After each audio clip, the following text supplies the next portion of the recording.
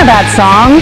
Hey, here we are now. I'll entertain you. Welcome back. The Obama administration is sending out some mixed signals on how terrified we should be of terrorism. Here's Secretary of State John Kerry from yesterday.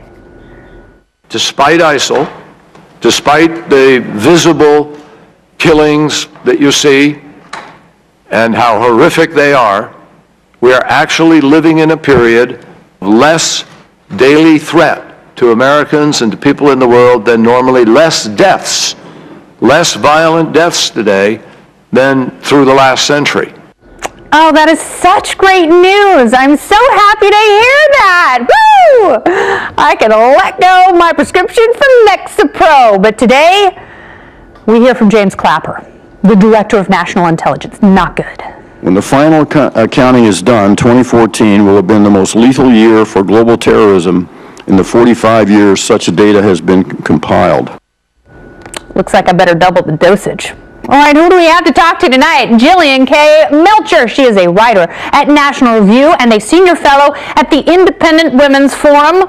Will Rahn is here, senior editor at the Daily Beast. And Steve Laser, a man so focused, a Democratic strategist and radio host of Making Sense with Steve Laser. All right, Steve, I will go to you first. How can it be that we're living in the safest time in all of humanity, yet 2014 was the most dangerous year on record? Well, you know, I have to say, if you listen to their statements very carefully, Kerry's and Clapper's, they're not completely contradictory. Kerry was saying that it's safer now for Americans at any time. I think that's true. I mean, there's so many additional security measures here in the United States. People traveling to this country who are not Americans, they get fingerprinted. You have the NSA listening to people's, well, looking at the metadata of people's calls and emails and things like that. So I think Americans are safer than ever. I don't think you're going to see, for instance, an attack on the scale of 9/11 anytime in the future. But how do you know that? Well, I mean, know that. I mean, I hope to God you're right. I fear that something is in the works always that is so much more horrific. And I think that's what keeps people like me up at night is, oh my gosh, like there could be something so much worse. Well, I'll tell you why I think that. Without being able to exercise any type of command and control, via email, via phone calls, anything like that, you can't do that. I want to bring in these people so they don't sit here. Sure. I completely disagree with you. I mean, I think if you listen to what they're saying, well, you know, the world is pretty safe compared to the last century. Like, the last century is not a great standard. I think if you look at a different time frame, I mean, I had a lot of problems with Bush's foreign policy, thought he made mistakes, but it's becoming increasingly difficult to argue that the world is safer now under Obama than it was under Bush. What do you think, Will Rahn? So John Kerry actually does have kind of a point here, which is that the world is objectively safer than it has been for the vast majority of human history. There are fewer wars, there are fewer deaths, there's fewer genocide, there's fewer. We don't quarter people like but that's actually Iron Maiden. But these are the rules of history. I mean, history is genocide and constant warfare and conflict and ethnic cleansing and all of these awful things. The world, when you look at it, I mean, crime rates are dropping across really the entire Western world still now for 20 years. You know, we look at the Ukraine, we look at the horrible thing that's happening in the Middle East. Just making this claim? No.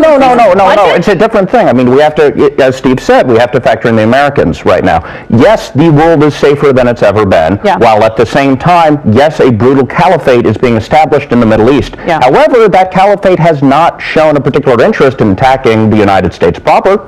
So, well, I hope you're all right. According to the Washington Examiner, the Bureau of Alcohol, Tobacco, Firearms, and Explosives wants to ban 5.56 millimeter ammunition.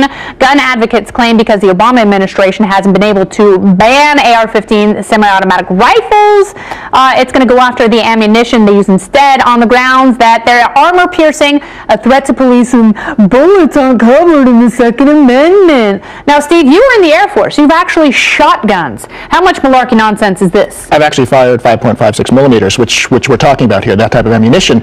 I think it makes sense to take any type of bullets that can penetrate police vests out of the circulation for the general public. I don't think there's any reason that people have to fire that type of ammunition. And in fact, you know, I've seen police argue both sides of this.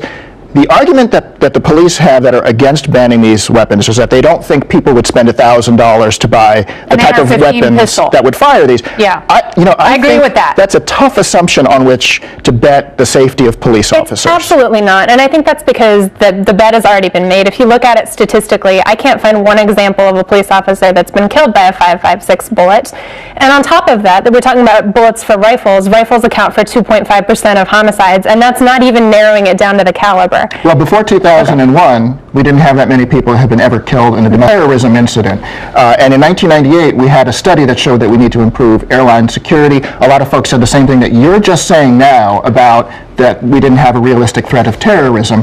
It's too late to do it after it's already happened. After a whole bunch of police have been killed with these armor-piercing weapons, it's too late. Well, there are a lot of people who use these green tips. Will, I mean, you're a recreational hunter. I know you spent a lot of time in the wilderness, obviously. What do you think about this?